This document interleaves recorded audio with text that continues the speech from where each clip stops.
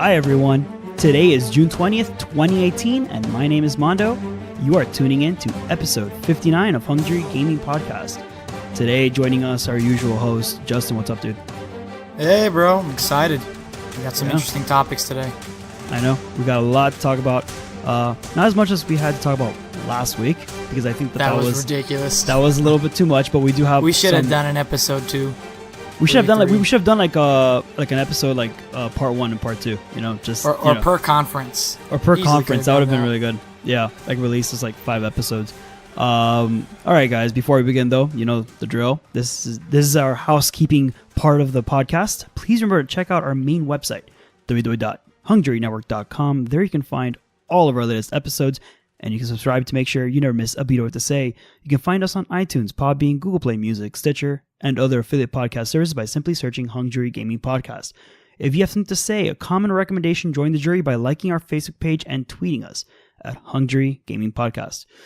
All right, so we got that out of the way. Always, it's the most annoying part of the podcast, because you really gotta let people know where to find you, but you just want to jump into the information and get the content out there. Let's talk first about what happened right after, immediately right after E3. We had this Fortnite being released on the Switch. Everyone's going crazy, especially people who just are dying to play on the Switch, and then suddenly we get some bad news. People who've attached their PlayStation account their Fortnite account to their PlayStation can suddenly not transfer their progress or have their progress shared to the Switch console. Now, this shouldn't be very much of a surprise for most people, considering that this was not allowed on Xbox. So PlayStation could never be, you could never do this between PlayStation and Xbox. But I guess the Switch, people were expecting a different outcome, because the Switch, maybe it's supplemental to a main console. I'm not really sure what people are going, but I get that. Now, the real question for today though is, what do we think about Sony's embargo on cross progression, and whether do you think we'll ever be able to get to the point of crossplay? And we'll dive a little deeper onto what exactly is the difference between cross progression and cross play. Any thoughts on this? Yeah, it's annoying.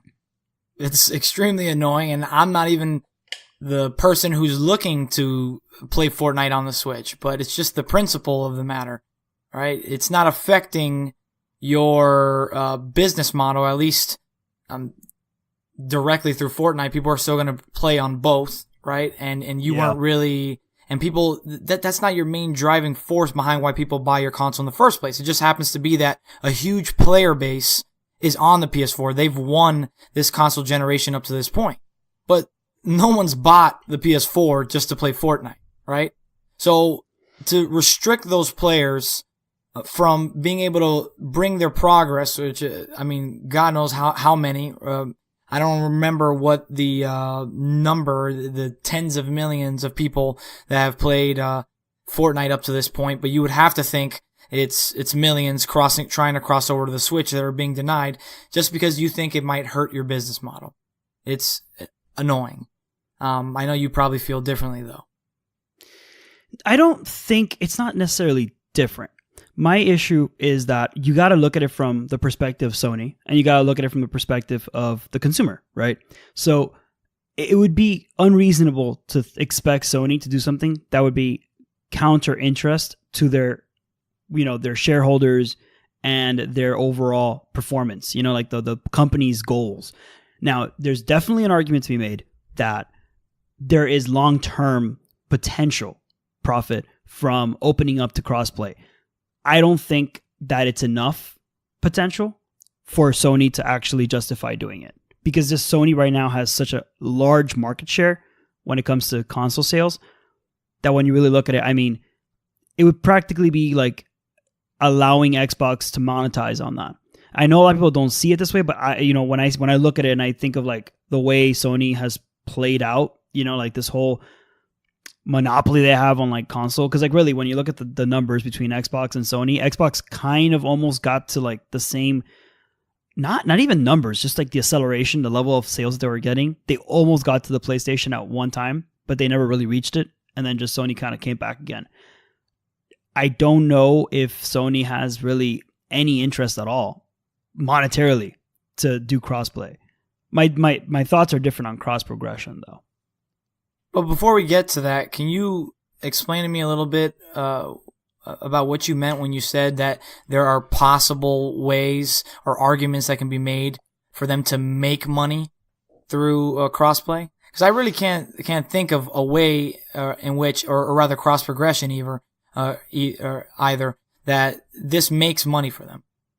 At least not with Fortnite. With cross progression, yes. With crossplay, no.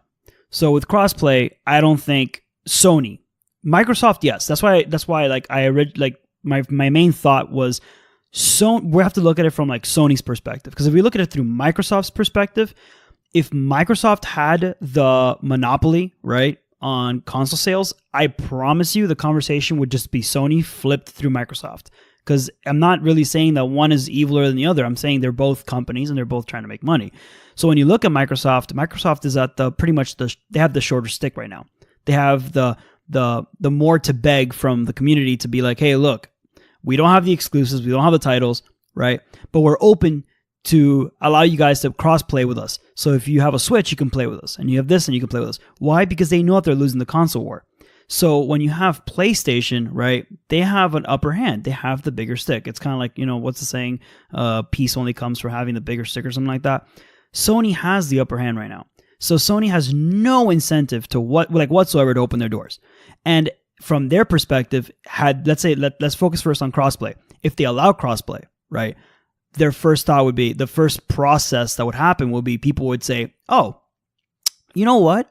I was originally going to get a PlayStation 4 because they have all these exclusives and because they have such a big community based around those exclusives that if I played on Xbox, I wouldn't be able to play with that community. However, now that they allowed crossplay, I'll just get the Xbox because what's up? Whatever. I like the color. Whatever. I mean, I like the account that I had, the username that I had, and I can play with everybody on PlayStation. Mondo, I completely agree with you. I think that it would be outside of their business model to not take advantage of their larger player base and refuse them or don't give them more access than they should to be able to switch over and still maintain everything they've had before. But so your question is cross progression. Like why would cross progression add? My question is what arguments can you make? Because you said that there were arguments that could be made about how it could be profitable. Because I don't see that's what I was saying. I don't see any way that this would be profitable for Sony, but I also don't think it hurts them. That's my issue. I think it's a neutral move, at least for Fortnite. You're not talking about, is the Switch really a competing? I think that the two there's a lot of overlap between the two consoles there. Most people who got a Switch are not doing it to replace Microsoft or Sony, or not at least in the age range to even consider one of those consoles. Most of those are console owners, PC owners, who want to be able to have more portability with their game. So by not allowing your own players to just use their second device and have their progress transferred over, it doesn't seem like something that should be as big of an issue as it is right now. I think they should just cave in. So I'm with you on that. Now remember that what you're talking about is cross progression. So cross progression, right. I'm completely for.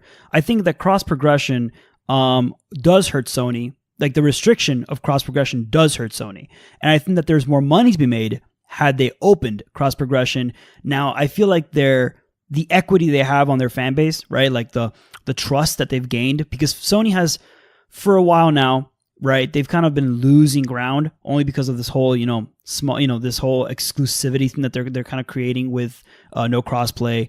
And I know Microsoft is definitely using Sony's adversity to their potential. I think it's a great move on their part. Now with cross progression, you're absolutely right, 100% right. The Switch is a supplemental, right? It complements, okay? It complements consoles. You could argue whatever you want. Oh, but you could dock the Switch. Oh, but the Switch can be played on 1080p. Doesn't matter. The Switch is predominantly a mobile handset gaming device. Okay.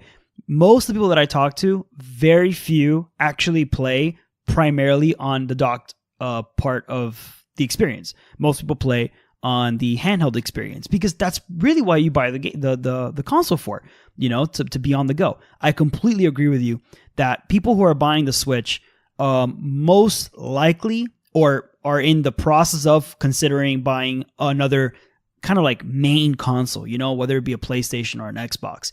So there's really no competition. And by them saying, we're gonna kind of like hold your account hostage, right? Because you played, and remember, it has nothing to do with whether you opened it on a PlayStation account or whether you opened it on your PlayStation 4 first, so you set it up there. No, it has nothing to do with that. If you played Fortnite once on the PlayStation, so let's say you set the whole thing up on PC, and then you played once on your PlayStation, locked. That's it. That's absurd. That's absurd. It's locked. Okay, and I'd be pissed. Oh, trust me. Personally, I was offended. I was like, "Excuse me. I've spent good money on that game, okay?" And then now for Sony to be like, "By the way, because you've decided," and this is the real absurdity, okay? Just think how this sounds, okay? Because you've entrusted our console and you've played on our console and you've decided to enjoy the experience of playing on a PlayStation, you've now been harmed in some way. Like, you've now been restricted from another experience. And I think that that's ridiculous. You don't get that with an exclusive title. With an exclusive title, the exclusivity, the platform that gets the exclusive title is not harming another console. It's just saying, we have this plus. Yes. It's a plus. Mondo, how important is brand loyalty today when it comes to video games, right? How many Microsoft fanboys, myself included, have fled from the Xbox One because of the same mistakes, similar mistakes, probably worse, that they made when they first introduced the console, right? And refusing to listen to the outcry and refusing to listen to the community at large. It plays a huge role. And I'm sure there are a lot of Microsoft fanboys for that exact reason that are eating this up. Like, yes, I love it. Sony are assholes. Yeah, but wait, because you're getting to the point that I wanted to bring up. Sure. Exactly what you said, right? The fact is that people are flocking depending on titles and exclusive games. That is why I think crossplay, in the long run, Sony may be able to profit from this. And this is why. Okay, Microsoft's exclusive power right now lies on the fact that their whole campaign is, we are an open platform, right? We're willing to play with the Switch. We're willing to play with mobile. We're willing to play with PC. We're open. PlayStation does not work with us. They're the evil company, right? If Sony were to say, fine, we have these amazing titles. We have Last of Us 2, God of War, Bloodborne. If there's a Bloodborne 2, that'll be a series. We've got all these exclusive titles. We're opening it up. Screw it. We're opening up crossplay. Microsoft, what do you have? Then, if they switch that conversation around, right? What does Microsoft have?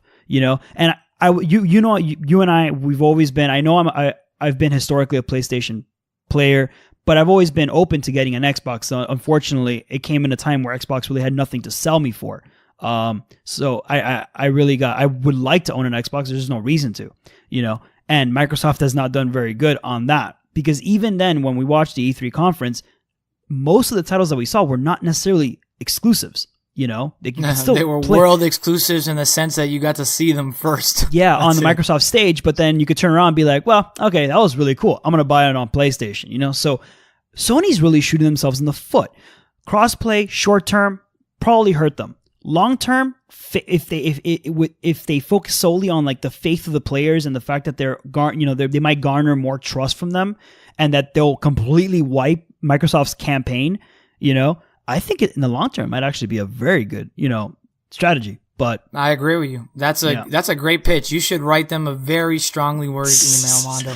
No, there's probably like a whole bunch of financial accountants going like, yeah, but we're still gonna lose like $10,000. They're like, all right, fine. Well, I mean, 10,000. I'm sure it'll be much more than that. Much more than that. But when you really consider the fact that they need to place a number, some sort of cost or profit on the trust that players have, and we've seen this happen many times.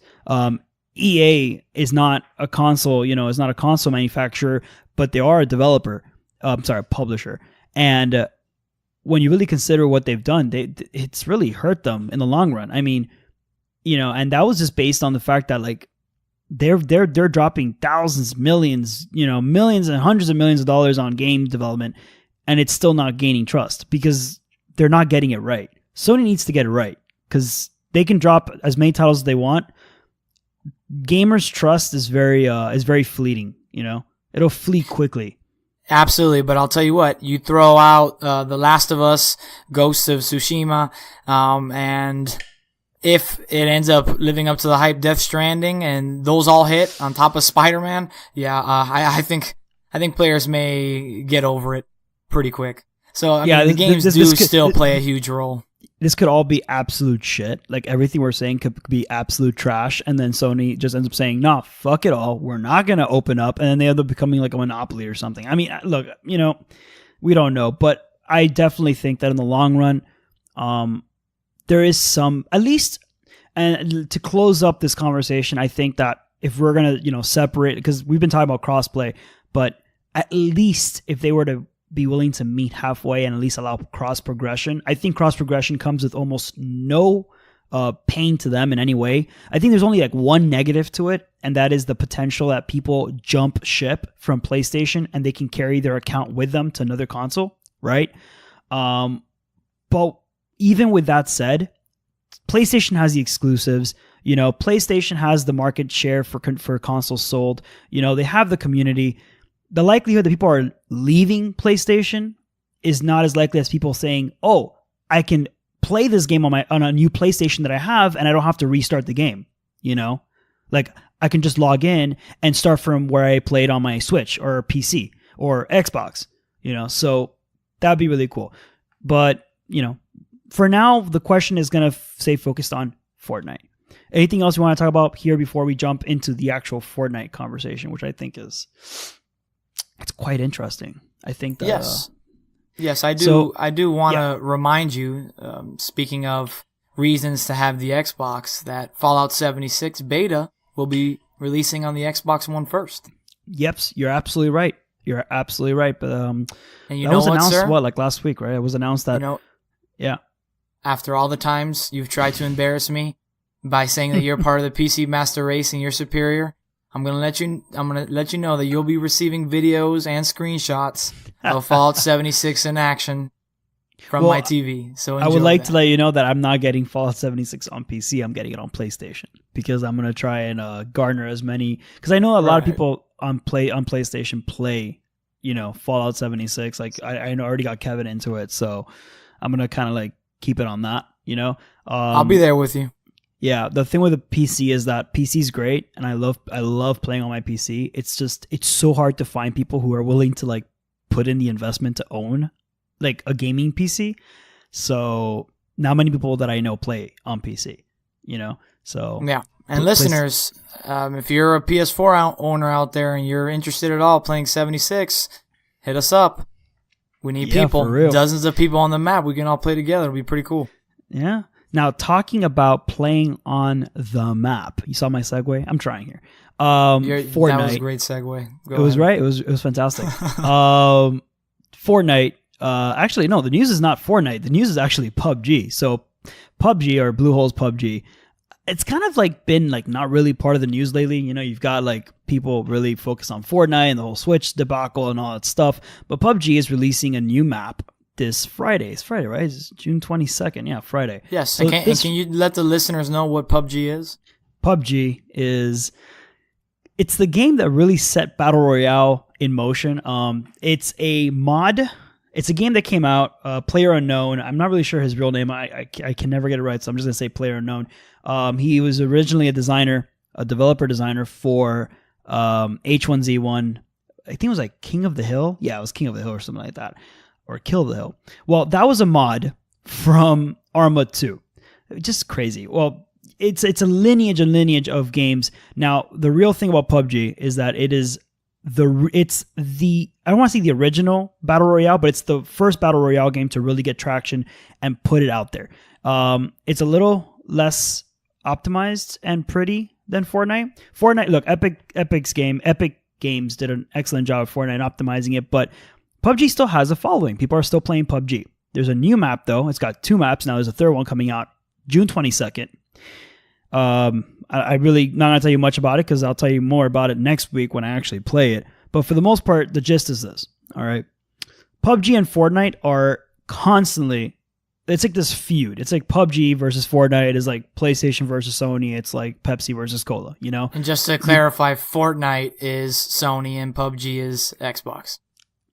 Yeah, you know, it's funny that you say that because PUBG is actually exclusive on the Xbox when it comes to the console. So that's really funny that you said that. PUBG, look, PUBG's fun. I'm not gonna diss on PUBG because I have played it, but there's quite a few things that I do not like about it. And I think that now we're actually going to have a good conversation about it because they're really showing their colors. You know, they're showing their true colors now.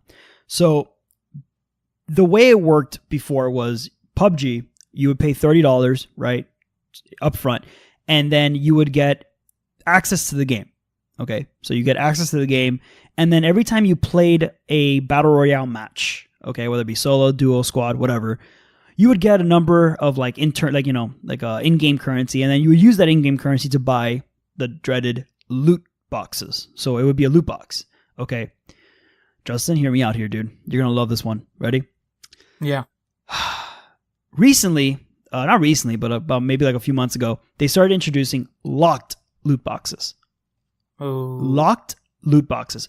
So now what happens is that when you play PUBG, you have to pay $30, okay? And then on top of paying $30, okay, you had to earn these coins, in-game currency, to then be able to purchase with the in-game currency a loot box. However, now you have a chance of getting a locked loot box. What's a locked loot box? It's a loot box that has a lock on it that requires a key. Now, how do you get that key, you may ask? Well, you buy it. That's it. There's no other way. You have to buy the key. You pay $2.50 for the key. $2.50 for the key. That's how you unlock a loot crate that you earned by playing the game by originally paying $30 to play the game for. So, it sucks. Like, the loot system for that game sucks. Okay, let's look at Fortnite. And what exactly do the loot boxes include? Shirts, hats, gear that you could look at. Remember, because it's a battle royale game, they're not going to give. Cosmetic. It's all cosmetic. They can't give you anything of substance. However, that would be good and dandy if that was the only game in the in the sphere of battle royale, right? Because you're thinking to yourself, the general argument would be it's cosmetic. It doesn't affect the game. True, completely with you. Let's look at Fortnite now. Fortnite's free to play, $0. $0 up front. Okay, you jump in. You do not have to pay for the battle pass to play the game. So you jump in, you play the game for free. Now, if you want, they have a system called the battle pass. It's a seasonal thing. It lasts 10 weeks. And if you pay $10 or use the in-game currency to pay for it, which I think is fantastic, you can earn the in-game currency in-game, okay, and you can use it to buy the battle pass. So effectively, you don't need to pay for it. If you don't have the currency, you can pay $10 for it, and hear this out. If you complete the battle pass, okay, if you complete it, you get the next season for free. That's awesome. Because within the leveling up, they have increments where they'll drop in the V-Bucks. So like, I think by level 50, so out of the 100 levels that are in the battle pass, by level 50, you've already got enough V-Bucks to pay for the next battle pass. So I already have enough V-Bucks to pay for 2 seasons from now. So theoretically, if you played enough, you could continue to just play the game for free. Forever, infinitely, you could just. So they're rewarding their players who play the most, who are exactly. It's an absolutely brilliant plan. And what it does is, by the way, now that you've put in your $10, okay, they have like a store where you could spend V-Bucks to buy like cool things. This is all in addition to everything you earn every time you level up. Every time you level up, you get an item. Guaranteed. Like it's like written in like a diary. You know, you look through it and you're like, oh, at level 31, I'll get a new dance mode. You know, at level 32, I'll get a new outfit. So you already know at what level you're gonna get what. So you already know how much hours you have to put in to get something you want. There's no loot. There's no RNG to it. There's no randomized, number, generated algorithm for it. Okay, so That's Fortnite. And how brilliant is that they're literally encouraging their players to continue to play on a consistent basis, right? Which is helping it because it keeps the game relevant. It keeps the game as big with esports as it's become now. And meanwhile, while they're not really making any money on those games, although on those players, although that's arguable because those players could be buying merchandise and supplementing what they are earning with other stuff every now and then, they're for sure having other players joining in on the hype who are not going to be able to spend that much. But oh, you know what? I want to catch up with my friends because I want to be able to play this new season and to use this cool costume or skin. Those people are going to shit out the money. So it's the best of both worlds. It's absolutely brilliant. It's brilliant. It's fantastic. I think that it is one of the, and I've in prior episodes, I've been very, very, very skeptical about microtransactions. I don't like the idea of, I've always been a very big fan of paying first and then enjoying the game. But I've always been open to free-to-play having microtransaction. I understand the plight of a developer and a publisher. You guys need to make money. I get it. Fortnite is what I would say the prime example of doing microtransactions and free-to-play. Those two together, doing it right. That's how you do it right. There is no incentive to pay. It is somewhat not hidden, but it's not like in your face. And honestly, the $10 buy-in is just right for the price, considering that you can literally play after that as long as you continue your playing. And when I'm saying playing, I'm saying we're talking maybe 20, 25 hours, maybe in 10 weeks. Okay. And you'll get, barely anything. That's barely anything. And you'll get your money's back. You get your money back. And to make matters even better, if you make it at least halfway, okay, so like let's say you need 950 V-Bucks to pay for the battle pass for whatever season. If you make it to like maybe 500, so 450, you can then pay $5 the next season and kind of fill up the second half. So you don't have to pay the full $10. So it's not all or nothing. Yeah, again, exactly. For the players, that's great. That's very selfless, while at the same time, very intelligent because it's going to make them so much money, which it already has clearly. So let's compare that now to the new. This is where all of this kind of the foundation of this conversation comes from, and it's that PUBG has now, or Bluehole, better said, the developer for PUBG, they've announced that they are kind of following this same track. They're releasing something called, I'm sure you've kind of heard something similar to this. It's called Event Pass. Oh wow, that's such an original name. Event Pass. Okay, I mean, seriously. So they're calling it Event Pass, and they're releasing it June 22nd, and they're doing it in honor of the new map. There's going to be a new map. It's called this, I don't know if it's Sandhawk. I think Sandhawk. It's a new map that PUBG is going to add on to their line of maps and stuff like that. And they're going to release this new Battle Pass, this Event Pass system. Now let's compare the system to the one in Fortnite. This one is going to be $10. Like the one in Fortnite. However, you will not be able to use in-game currency to buy it. So you have to buy it straight from your money. Whatever currency you use, US dollars, Canadian, whatever, that's the money you use to pay for it. And you're only going to have 4 weeks to enjoy it. So as opposed to Fortnite's 10 weeks, that $10 gets you, okay? 10 weeks. The Event Pass will only get you 4 weeks. And then to add on insult to injury, let's not forget that PUBG is not, I repeat, not free to play. You actually have to buy the game. It's $30. Yes, you can get it for $18 now because they're really pushing it. They're pushing it. They're like, oh, look, it's $30. If you don't get it on sale, it's $30. And that's the number I'm going to use from now, $30.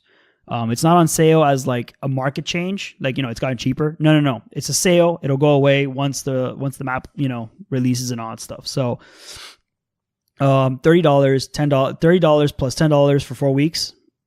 I don't know. And then adding to that, the fact is that, how can I really explain it? The fact, I don't really trust PUBG when it comes to it. Like we don't know a lot of details yet because it hasn't really released, so I haven't been able to kind of like go through the nuances. But how are they going to guarantee that they're not going to have like RNG in it? There's not going to be a loot crate system or stuff like that. That kind of sucks, man. I'm not excited for it at all. And I really like PUBG. I've played it. I think it's very, military sim. Like, I like that stuff. Fortnite's a little cartoony. The building system kind of wonky for me. People have mastered the building system to the point where like I can get to like number 2 and I never get number 1. I can never get number 1 because you can't build a fort. That's what it's in the game's title. it is so hard. Justin, you need to seriously download Fortnite and play with me and Kevin one day, and you'll see people are building freaking forts like around us, like we look like rats, like in mazes, like the rats. Yeah. Like, we're like running around, like Kevin, where do I go?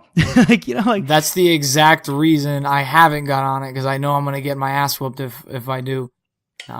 Yeah, well, PUBG doesn't have that. It's pretty fun to watch though.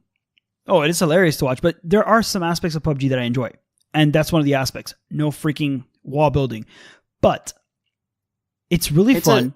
And it's better optimized. It's a step in a good direction, though, Mondo. Yeah, they have to drop the $30. I don't know. I'm not sure they're ready to do that. But I'll tell you what, if they were to release it on the PS4, drop the exclusivity, I think that alone would significantly increase their sales. They need to do one or the other. They need to either, because let me tell you right now, the way PUBG plays and the way it runs and the amount of content that you get is not worth. It's not worth the $30 and it's not worth $10. Take my word for it. I mean, Fortnite, I don't know how many times I wake up in the morning, I open up my Flipboard, to look at game news, and it's like, oh, Fortnite just released, like a new grenade, and they just released a new skin for, in commemoration for the new moon or something like that. Like, oh shit, with PUBG, like, I really don't, and like some of the gear that you get in PUBG is just, it's not a pretty game. It's not a well-looking game. The UI is kind of weird. I'm sure I'm gonna get so much shit from PUBG players, but yes, if Lewis was here, he'd be slapping me because Lewis is like super. I was gonna tell you, I'm sure a lot of players disagree with you because it's a lot. It's extremely difficult, of course, when you're facing off against the complete other end of the spectrum. Fortnite is free, right? And you're right. The content's better there. So yeah, when you compare them two, it looks terrible.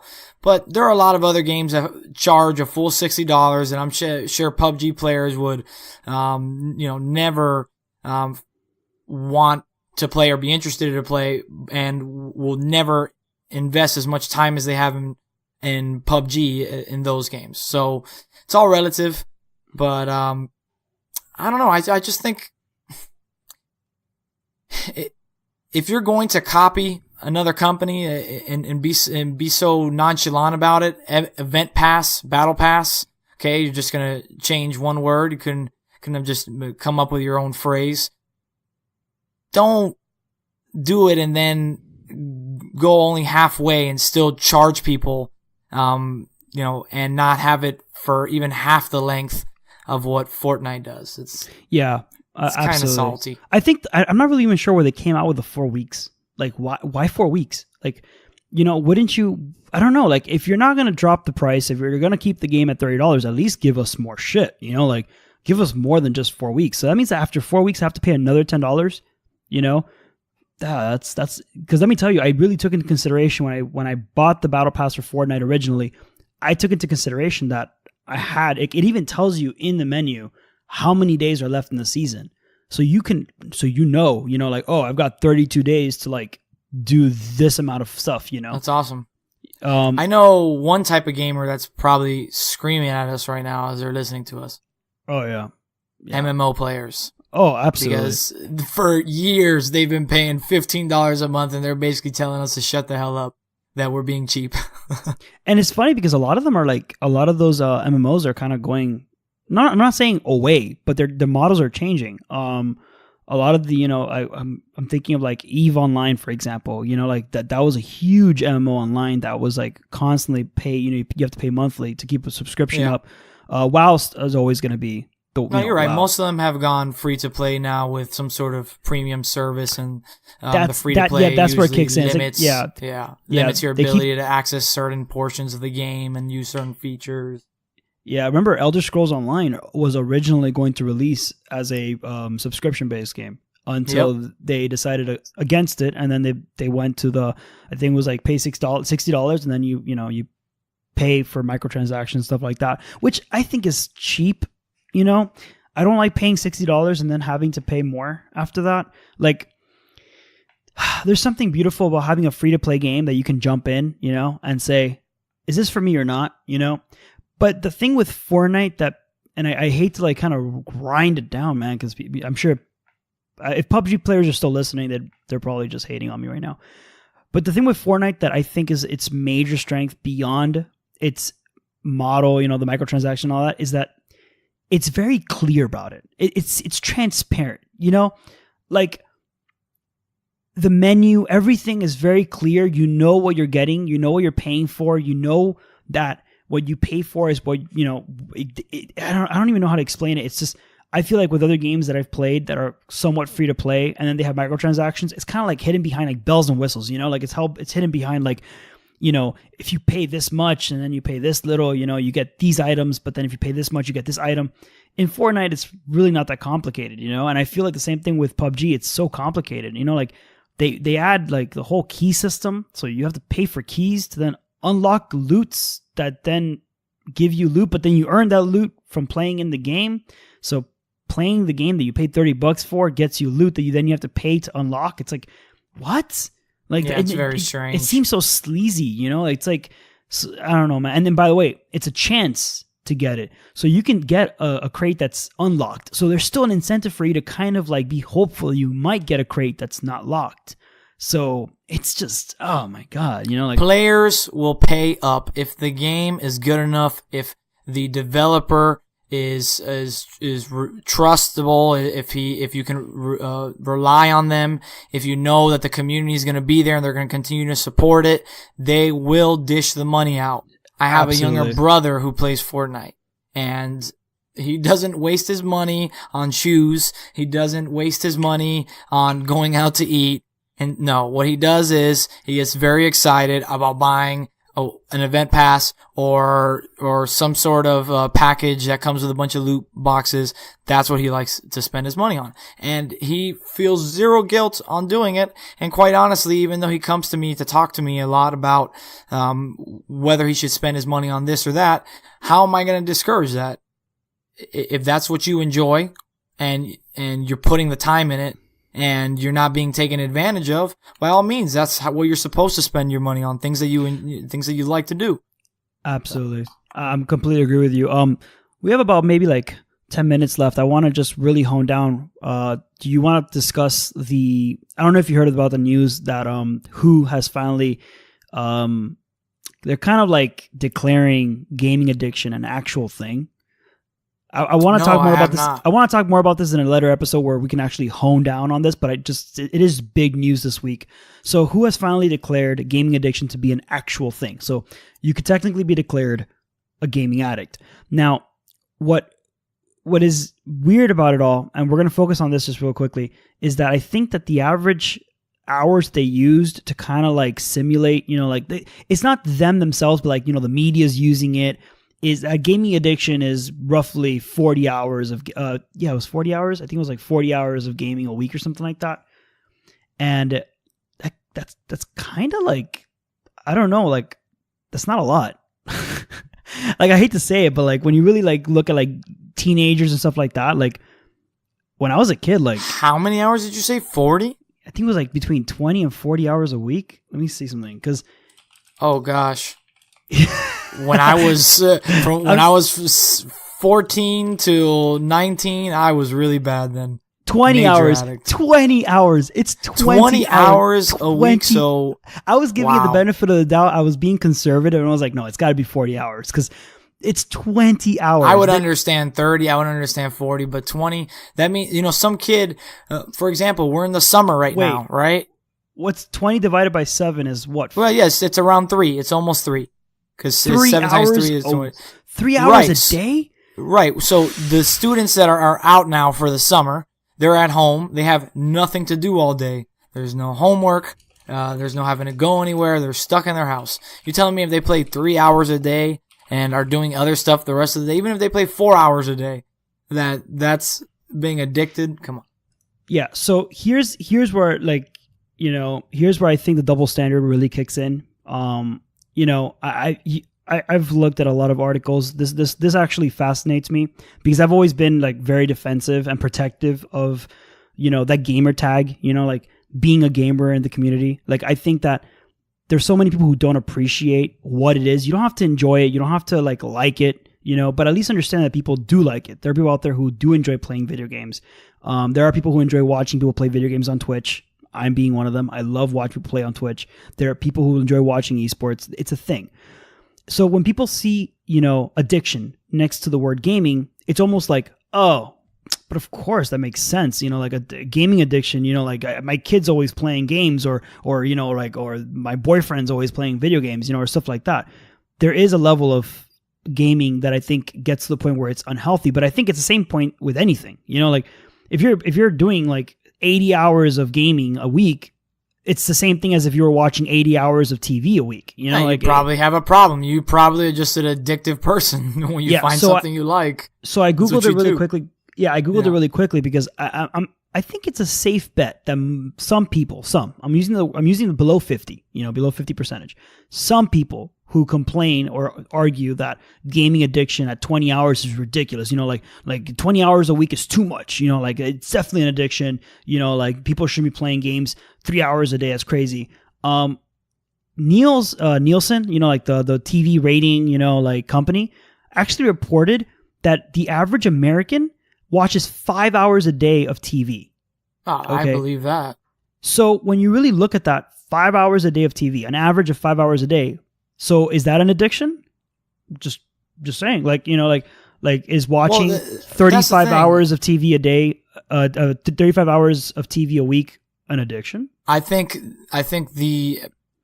lot of people who would say yes to the video game 20 hours a week being an addiction would say yes to that. But I think the more important question is, how are they defining addiction, right? Because we usually attach a very negative connotation to that. Oh, it means something bad. If they're just saying that, hey, if you play 20 hours a week, this is something that that it's more than something you just enjoy. It's something you're hooked onto now. You know, like you would be hooked on to something else. If that's what they want to argue, fine. I don't necessarily disagree with that. There is something about finding a new game that's got you hooked that you're thinking about all day, right? That's not entirely normal to just be doing everything else you're doing, but really planning about what you're going to do as soon as you get behind the controller later on. We enjoy it, but it's probably not a very healthy thing to do. But no one's going to argue that, hey, playing that many hours a week, at least the average gamer thinks that's completely normal. You can be a high functioning member of society and I think play much more hours of video games a week and be completely healthy, both mentally and physically. Well, considering also that in modern day, remember, when you think about when people who don't play video games think about video games, they usually, the stereotype I can assume that they see is that, you know, the gamer in the parents' garage, you know, like, you know, eating Doritos and like not having a life and playing, you know, games and that's it, you know. What they don't understand is that games have become, for some people, and I know for me it's somewhat true, the center of my community. You know, it's the hub of where I meet my friends, I talk to people, you know, like Kevin, for example, like he's a nurse, he's constantly working. I'm studying for the bar. I have no time to like drive over to his house and, you know, hang out with him, and he barely has any time to spend time with his girlfriend. So our only time to hang out is really log in maybe once or twice a week and just play some Fortnite or Destiny, you know? So when you look at it that way, you know, like there is a level of like gaming that people just kind of don't appreciate. So when you do look at these numbers, 20 hours a week, like, and then that's not also considering the fact that some people actually do it as a part-time job, because there are Twitch streamers that literally do it for a part-time job, you know, and these people could be doing 4 or 5 hours a week, you know, like a day. So I don't know. There's more to it than that. There's psychologists. So there's like a group of psychologists that are actually fighting back the decision by WHO to categorize gaming addiction, or recognize it, better said. And their train of thought is actually quite interesting because, the predominant argument against the reality that gaming addiction is a thing is that it's not really a thing. It's just a side effect. It's like somebody who suffers from depression might use gaming as like a resort, like as an escape. It's an outlet. It's secondary. It complements a more primary issue. Maybe they're something with their life. They're stressed. And they use gaming the same way people who use food for eating, or maybe they, binge watching TV, stuff like that. Or drugs. Yeah. So, or drugs. Or drugs and video games. Wouldn't that be really funny? Like, you're like, well, he doesn't really have a gaming addiction. He's just, he's just hooked on cocaine. He's just a crack addict. We had a valid search warrant. We broke into the guy's house, and suddenly, what do we look at? The guy's playing Fortnite. We let him go though because he was top 2. We wanted to see if we could. Is that going to become a thing now when they put some sort of drug evidence right on the warrant, and the cop can only come in and look for that? Is he going to be able to bust in and like check in drawers for an Xbox controller, and if he finds one, he's like, "Ha ha! Evidence! We have an addict." The guy slides the drawer open. He looks at he's like, "Jim, we found the evidence. Xbox 360. And the Jim's like, but nobody plays Xbox 360 anymore. He goes, oh, they do. They do, Jim. I'm telling you, I'm a man of the streets, man. I know. They play. And God forbid they find a copy of Fortnite. That's like a mortal sin. That's capital punishment right off the bat. Dude, Fortnite's it's a strict crime. Like there's strict liability. It's purely strict. There's no rebuttal, no reasonableness, no I played Fortnite with reasonable, capital penalty. Capital penalty. Straight to the chair, I tell you, straight to the chair. You know what? This is a good conversation. I want to flesh out a little more. I'm going to do more research on this because I really want to have I think I need to read what I just brought it up because by addiction. Yeah. I really brought it up because I remember seeing it on the news and I remember reading articles about it, but I wasn't planning on bringing it up, but then I figured, you know what? Let's set a little bit of a foundation for that conversation for the next podcast. I'm not promising it will be the conversation for the next podcast. I need to work on that one. Now, are we done you think we're good? You think we've satisfied our listening base for this episode? Yeah, those are some pretty juicy topics. We went. I think they were good, right? Yeah. One episode of just jumping all over the place and not really being able to fully express ourselves to one where we overexpressed ourselves. So thank you, listeners, for being able to tune into both ends of the spectrum. Yeah, and we did get a good spike of new listeners in the last one. So welcome if you're listening to us.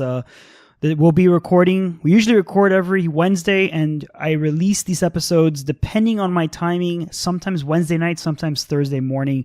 So that's kind of like where I'm keeping it. We used to release on Mondays, and that went to shit. Like that, we did that for a year, and then it just bar prep ruined it all. Damn you, bar prep. Damn you, my future career progress and stuff like that. One little thing I have to mention before we end episode 59. By the way, we have to make episode 60 really cool. So that's our 10. Are we really doing every 10 years now? No, I would like not even like something cool, just like episodes. Yeah, every 10 anniversaries. Babe, are we really gonna do that? Yes, we're gonna do it. Yes, so I've officially decided we're gonna be giving away a copy of Destiny 2, and we'll also be. Wait, it gets better. We're gonna be giving away a copy of Destiny 2. Okay, it's a code, and we'll be also giving away. Hear me out. Year 1 expansion. So the expansion pass for year 1, it's Curse of Osiris and the Warmind, and many of you who already have it, I'm sorry, we will not be giving away a copy of Forsaken. However, for those of you who do not have it yet, so if you don't have Destiny 2 and Year 1 expansion, this is your first track to getting Forsaken because you need this. You need obviously the game, and you also need to have the expansion pass to be able to enjoy the next DLC in September. So if you haven't jumped into Destiny 2, this is definitely Are hosts allowed to join this raffle? You want to join in? You want to join in? You know what, Justin? I will let you join in, but I'm going to give you a 10%, less on the RNG. How about that? You know? Yeah, that's all right. I think that's fair. Yeah, I think that's fair, right?